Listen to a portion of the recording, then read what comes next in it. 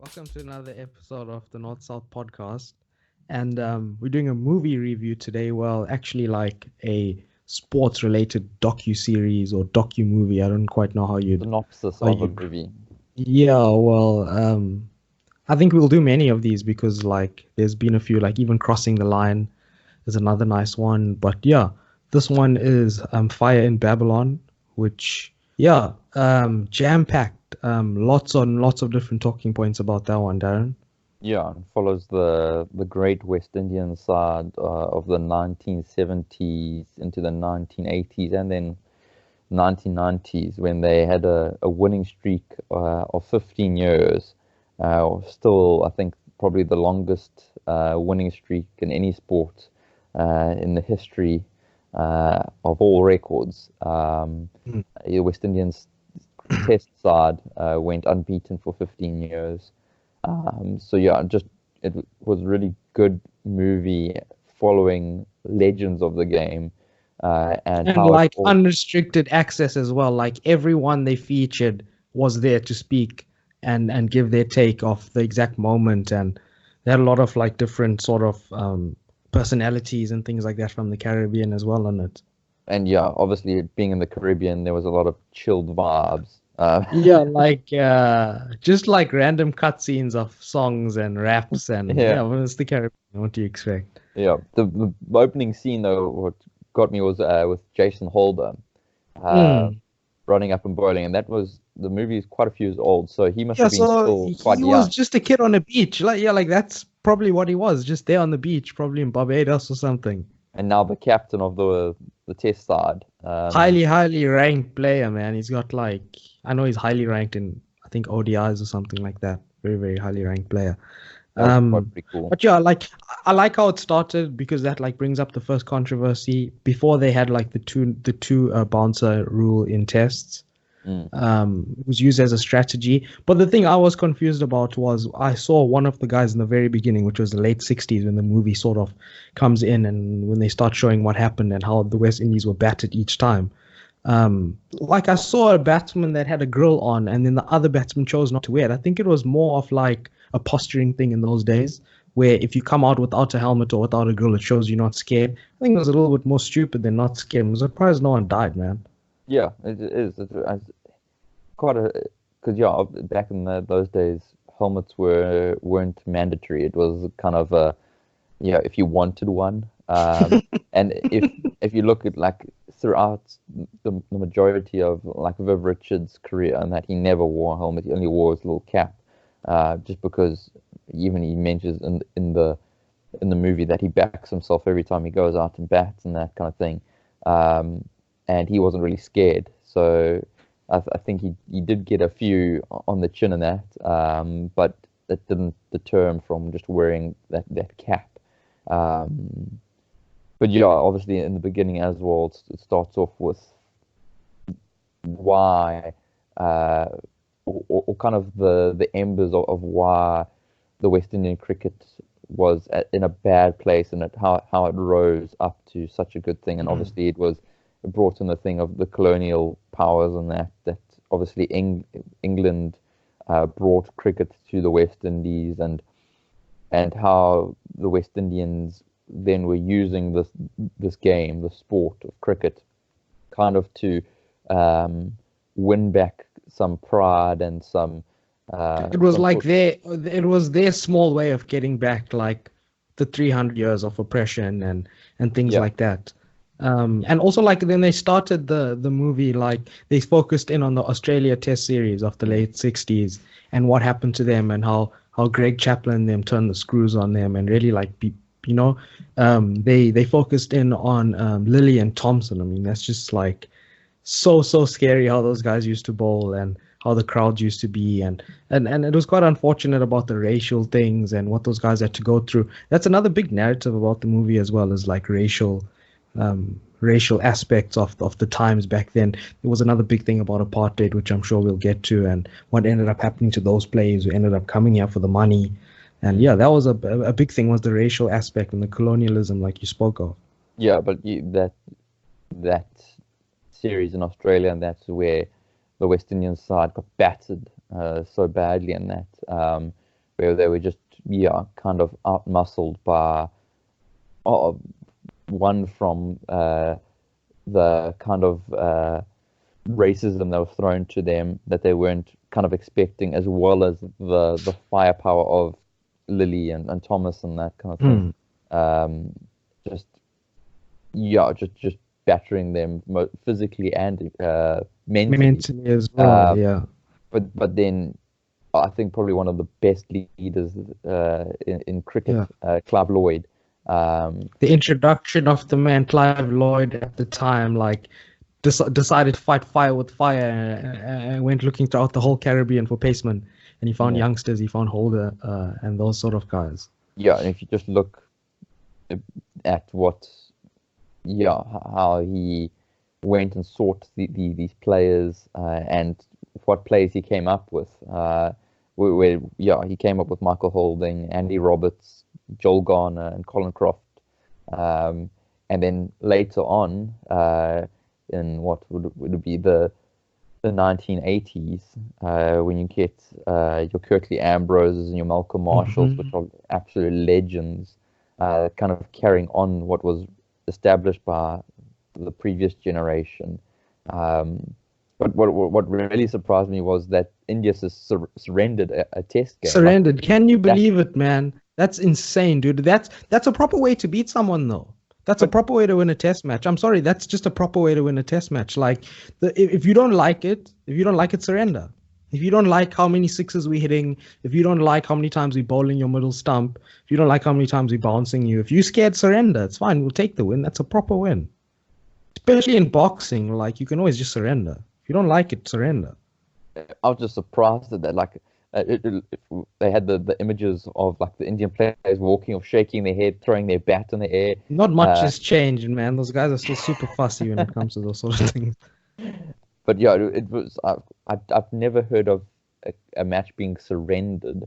I've heard of test matches being called off because of pitch quality and that, but not a team surrendering. Wasn't there a technical surrender when Daryl Hare sort of called Pakistan for ball tampering, and they refused to come out the change room in England?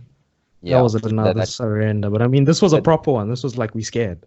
This was the players actually saying, we aren't going to do this. In that case, it was more the umpire saying he's not happy with them, and them kind of just saying, we don't want to play because of that. So yeah, that was quite an interesting one. But that was the first ember that this pace attack that they had formed was just fire. But at that time as well, you've got to remember, you've got the likes of Clive Lloyd and Vivian Richards and Gordon Gredner and all Desmond Haynes, batsmen up that order that are also fantastic batsmen that are West Indian legends. I don't think the batting was spoken about enough in this documentary. There were flashes of it, but they left out, like, you can't go 15 years without losing a test series, without having some remarkable batting. I guess the bowling is more attractive at that point because of how pace bowling is. It's attractive. It's like Hollywood glitz and glamour. But like, just a slightly off topic, when they were talking about those 4 pacemen going to England, do you remember I think it was either our first or second series there where we won, either in 08 or 11, we had 4 pacemen that could all bowl over 80 miles per hour, like 85 miles per hour. So that was the second time that's ever been seen. I think it was Dale Steyn, sort of Jacques Kallis, Mtini, and Morkel. They could all like really get the ball out there and over the 130, 140 mark. Kallis had a resurgence, changed his bowling technique. He could get it up at that point. So we saw, I think Proteas were close to a decade unbeaten, or close to 11 years unbeaten, if not 1 or 2 series losses within that time. But the only other time we've seen it. Yeah. And like you said, like in England, after India surrendered, they went to England in 1976. And that's when they managed to beat England in England. Yeah, was that the Tony Greig incident? Yes. Make them grovel. Make them grovel, and they didn't take that very lightly. And I think he'll probably... Tony Greig still comes out without a helmet. Crazy man. yeah, probably regretted ever saying that. They said He did, man. they said those words lost them the Test series because it just fired up the West Indian side so much. Yeah, South African coming there and causing shit. But even that was like also that England side was packed with stars. Mm. I think that was just before Botham's time, or he was still a youngster then. But you got Tony Greig and all those likes playing for England. And then obviously it went on to say, well, this West Indian side was winning a lot of Test series and that, but wasn't getting paid the equivalent of their counterparts around the world. So there was a kind of a pay dispute, and then Kerry Packer came to the forefront with the World Series in Australia. Yes. That's also like, I would love to see that again, like something like that. There is a T20 coming up later this year with Asia 11 versus World 11. So that's a little bit of a world team there. But do you think it's gonna be with like all the big stars, or it's just like not the big? It's not like the old ICC World 11 teams and things like that. Where they held it once, where they really got the cream of the crop. We got to see like Tinduka and Lara batted together. I think Smith and Hayden batted together. It was crazy, man. Yeah, it was a crazy time. That was 2000 and when was that? It must have been about 2006, 7 area. Maybe, I'm not sure. But I also remember like they had an Asia 11, and I remember like Sangakkara and Dhoni were batting together, and just like it was amazing, man. Like, imagine if they could do that again, like to have that, like a World 11 playing the best ranked side in each. They shouldn't, man, because it's official tests. It's official ODIs, like it counts, proper stats. So they really shouldn't shy away from having it.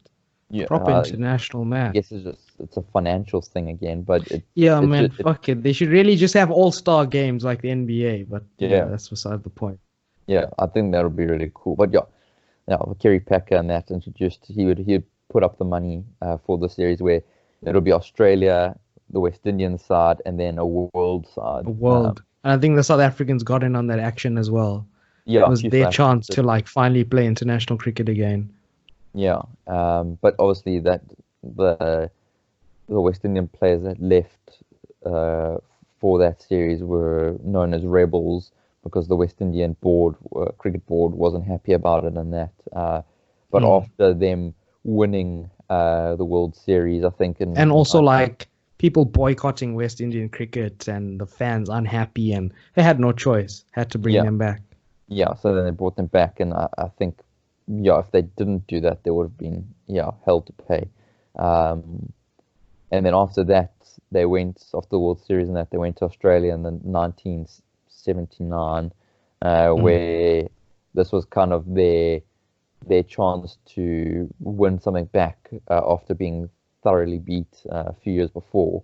And Australia was ranked number 1 in the world at the time, and the West Indies, did they thoroughly beat Australia, and that's I think Joel Garner was introduced in that area or in that year as well, and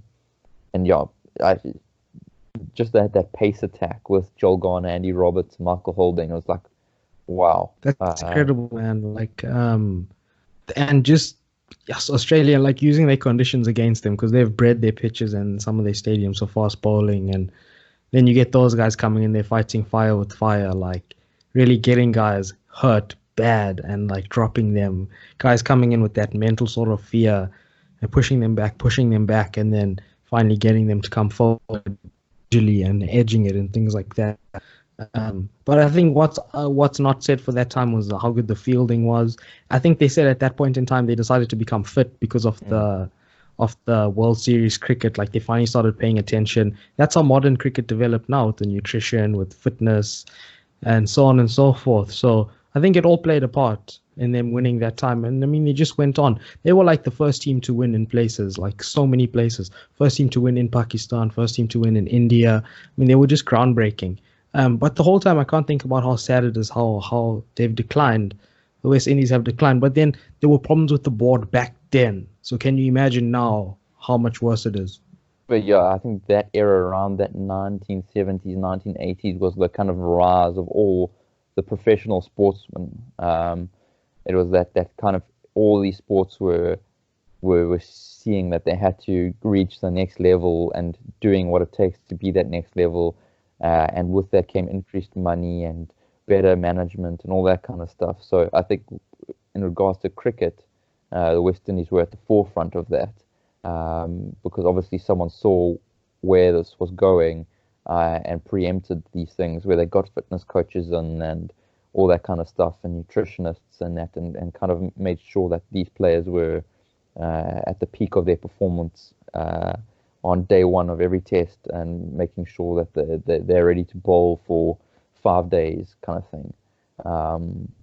So yeah, that Yeah, was of quite course, interesting. man. And then was this the point where the test series in South Africa, where they sort of managed to entice them with money, and those Yeah, players sort of ruined their career, barring maybe one or two superstars? I mean, no, can't remember exactly who it was. He couldn't even go back to the Caribbean. He had to go to Florida. yeah, Colin Croft was one of them. Um, and yeah, that was Yeah. obviously South Africa was an apartheid at the time, and the ICC had just disbanded the South African side, or what's the right word for it? International isolation, I think they Yeah, call it. yeah, pretty much. So there was these rebel tours. So you had the Proteas, so your normal South African side, but they were called the Proteas Rebels kind of thing, South African Rebel side. And then England came over and did the same thing. So England sent their team, their usual test team over, but they weren't considered the English national side. It was the England Rebels kind of Mm. thing. And you had Ian Botham and some real legends of the English game coming out to South Africa and playing. I think some of them even played in domestic cricket, Mm. South Africa for quite a while. And then yes, this is when the West Indian Cricket Board said that these players aren't allowed to go play in South Africa, but some of them went chasing the money, because the South African board and that was obviously offering good incentives for players to come and play there. And you can, well, Colin Croft spoke about it, that he's got to think about his family. He's got to think about this. This is his livelihood. Yeah, but also like he should have realized that it was gonna screw up his future earnings. So just sort of sit this one out. He should have. That's what he should have realized. In hindsight, is a fantastic thing. So I it's mean, you people are not gonna like what he did, man. yeah, but it's life. You got to make decisions, and obviously it's also it's sad for some of the South African cricketers at that time as well, That's the saddest part, yeah. because if you, Because we had like Barry Richards and like Pollock and like guys who were probably would have been top 10 all time in certain categories. yeah, if you look at, I was just looking at the team earlier, and you had Jimmy Cook and Barry Richards opening. Those are two great But legends of South do you African know some cricket. people rate Barry Richards top 5 all time? Do you know that? Yeah, Some people rate Barry Richards top 5 all time test batsman. yeah, and then you had Peter Kirsten, who was, yeah, did fantastic. He was captain of the side as well. You had Graham Pollock, who's also a legend. Averaging 60s. Yeah, you have Clive Rice, another legend. Ray Jennings, and Kevin McKenzie. So Neil McKenzie's father. Mhm. Um, these are like really well-known players So that unfortunate for were them, robbed man. of their prime, and yeah, all they wanted to do was play cricket. So unfortunate, yeah. They didn't care about the apartheid stuff, but they were just got the brunt of it because True. of how things fell. So yeah, you kind of have to feel a bit sorry for them of being robbed of yeah their international careers. Because by the time it came out of isolation, most of those players were late 30s, Yeah. and at the end of their career. Yeah, I mean, even Kepler Vessels, he just went to Australia and stuff. So his South African record's like shoddy compared to what it should have been. Yeah. Um, but yeah, that's kind of where things ended in the movie, kind of thing. And obviously, they emphasized how long they Continue to win. yeah. And I was just had a quick scroll through some of the team sheets between that winning era, and some of the names that came up, and yeah, you've got the likes of Gordon Greenwich, Mhm. Desmond Hayes, Viv Richards, Kirkley Ambrose, Courtney Welsh, Carl Hooper, Ian Bishop, That's Brian Lara, incredible. um, along with all the other players we've previously mentioned. It's legends of the game, um, and yeah, just superstars in each facet of the Has game. anyone ever broken Viv Richards' Test Match 100 record? Quickest Test Match 100. I know Adam Gilchrist came close. Do you know if anyone's ever broken it? I don't know. I don't know how what is the quickest. 34 maybe? Let's find out. Um, Quite interesting. It's Brendan McCullum, Ah, he Australia. broke it. 54 balls in Australia Hmm. and Christchurch, for versus Australia and Christchurch. Um, yeah, so That's obviously it has incredible. been. So, Um, but yeah, Viv Richard was probably a pioneer at the time when it comes to the fast pace batting in test matches and that, because he did really, yeah, he didn't hold back at all. He attacked. ah, Um, Viv Richards is number 2 with 56 balls. like So, so only 2 balls difference, and 2 ball yeah, difference, yeah. when And can you imagine the difference in mindset of how you go about batting? Brendan McCullum out and out attack for his whole career in a and modern era of cricket yeah, in the modern era of cricket, whereas Viv did that probably 20 years prior. with no helmet on or anything. Yeah, so yeah, it's a completely different ball game, and with it only being 2 balls in it, yeah, Shows how uh, remarkable that feat is. yeah, and it's just a remarkable team, and just amazing all around. Um, so yeah, Yeah, excellent. very very I think, interesting movie. yeah, I think next we'll probably do Crossing the Line, which was that the All one where they, all this the New Zealand. There's one that I was watching on Amazon Prime, which is follows the All Blacks, which is quite a good series. do you want Uh, to switch it up? Okay, that seems do all one right. cricket, Probably some do one. rugby. Got to switch Okay, some okay, sports up. cool. Gotta switch it up, yeah. Okay, cool, man. That was good. Thanks for listening, Awesome. and please remember to subscribe and follow us on our different social media pages. Catch you next time.